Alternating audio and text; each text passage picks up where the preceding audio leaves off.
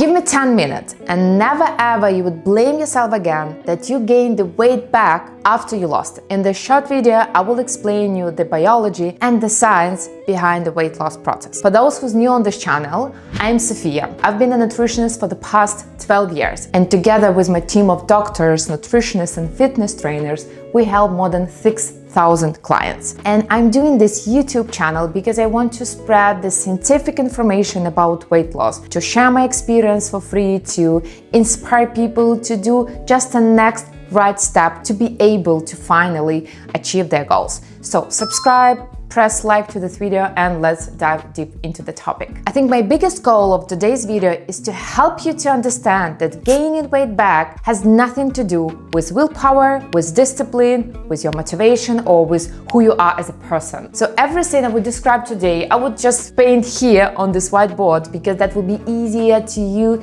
to understand it in terms of image, because it's like a pure science, pure biology, and we all need to understand that. In this video, I will describe 3 main reasons why after every diet, after every weight loss experience, you are gaining even more weight back. And the first reason is evolution. Imagine you're a cavewoman, and it's 50,000 years ago, and you live in a cave, obviously.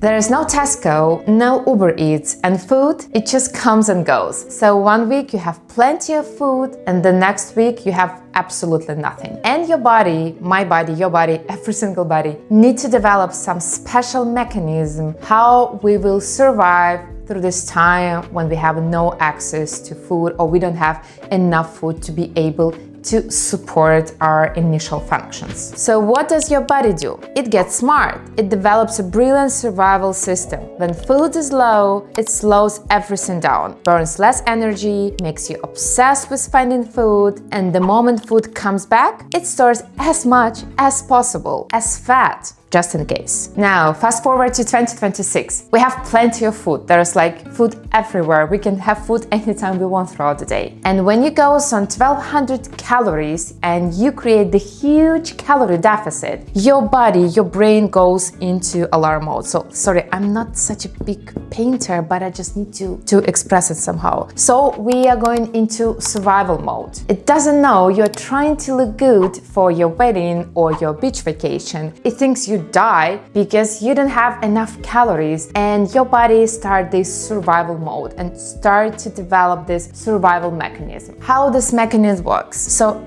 first, your metabolism goes down because you don't have even enough calories to support your metabolism. Your energy goes down, the same reason you don't have enough calories, and your hunger goes up because, you know, we don't know where the food will come next time, so our brain pushes us to be obsessed with finding food in any possible form. One study from Columbia University found that after weight loss, people burn 300 to 500 fewer calories per day. Can you imagine doing the same activity, 300 calories less? That's a whole meal just gone. So we are able to burn less calories. We tend to move less because we don't have enough energy, and we want to eat more. So I think it's a real devil combo. So I would never recommend anyone to step into this zone. As a specialist, we call it metabolic adaptation. Means that every time you're doing any diet, you're restricting your calories, it becomes harder and harder to you to lose weight and harder to you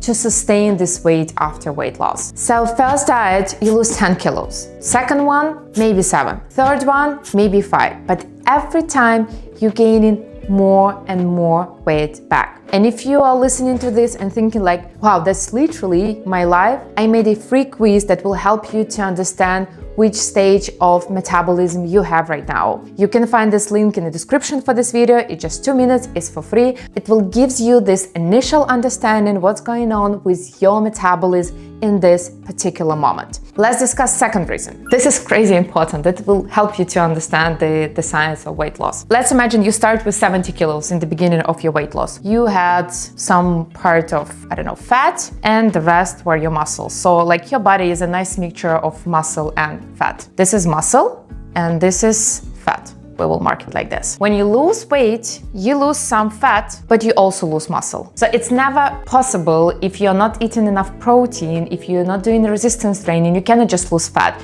You're losing muscle and fat. So most clients I worked with in my practice, after diet, they lost fat and muscle, not just fat. But then, after you gaining this weight back, after a year or two, or after a few months, you are gaining back fat, but not muscle. This 70 kilos and this 70 kilos would be two different body composition. The less muscle we have, the slower metabolism is. The muscle is what helps our body to burn as many calories as possible. So when we decrease the muscle mass here, we cannot lose effectively weight again. So the next time we would be glad to come to this point, it will be harder to achieve this result because we already have less muscle. That's why it's more difficult to us to get the same result. That's why I said that the first time you can lose like 10 kilos, then 7, then 5, and every time it's more difficult and difficult and difficult to get the same result because every time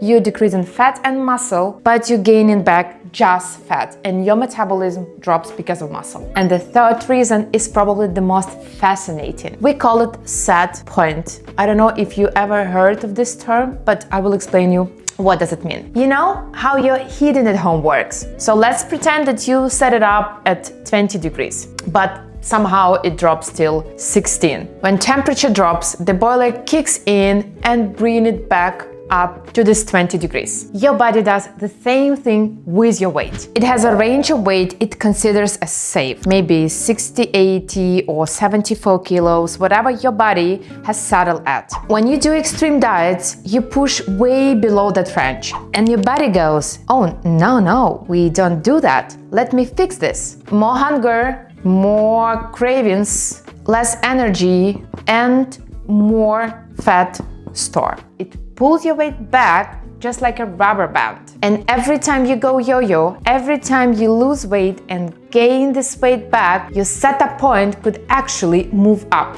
And that's why it's so difficult for you every time to lose weight again and again. I know some of you who are watching this video right now, you've tried keto diet, you tried intermittent fasting, you tried exercise every single day, you tried like every single diet on planet Earth. And I really hope now you understand why nothing sticks in the long term. And all of those reasons, it's not you. It's not your willpower, it's not your discipline. You did nothing wrong. The problem is not you. The problem is approach you've chosen to lose weight. I've created a free 2-minute quiz that will help you to understand what stops your body from losing fat. So use these 2 minutes to finally understand what could be your next step in achieving a long-lasting result. I already have few educational videos on this channel that will help you to understand the science of weight loss, the proper weight loss. So feel free to watch them, subscribe to this channel, and I will see you next week.